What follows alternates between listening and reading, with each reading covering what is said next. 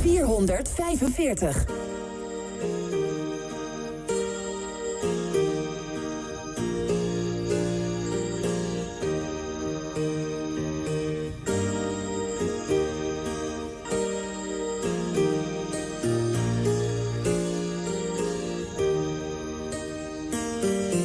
Ze woonde samen in een hoeske. Zij was wat stief van remedie. Toch kon ze zo al nu verwerken. In het lutje hoeske achter die. De kinderen waren al lang de deur uit. Toch kwam ze ook nog op de steen.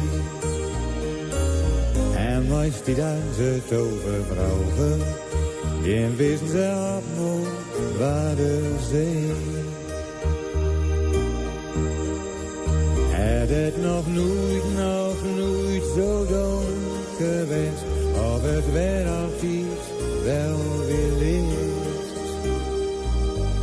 607, een zwientje op tok en kampgelaat. En 2 door zeemoverklontje. En in haar looppoel onbedaan. Zien hele leven haar arbeid. En moeke met 8 kinders toes. Wie ze me dag al vroeg aan het maken. En pas om melken stiet bij ons. Het nog nooit zo donker geweest, of het weer altijd wel weer licht. Zo'n op een zondag in december, kreeg op het zomer zo benauwd. Zijn dochter brengt om binnen stad, omdat ze het eigenlijk nooit vertrouwt. En aan het oog is overleden. Zet me verdoske zo begroot. Misschien was beter andersom best. Dan drijf ik loten, was ze dood. Het het nog nooit zo donker geweest. Of het weer altijd wel weer licht.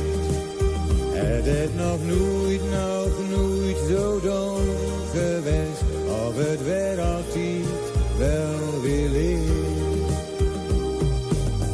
De dood dat je nooit kunt zeggen, dan beide woont ze geen verlies. Ze rusten zacht door op het kerkhof, vlak bij het hoeske achter die. Het nog nooit zo donker geweest, of het weer altijd wel weer licht. Het nog nooit zo donker geweest, of het weer altijd wel weer licht.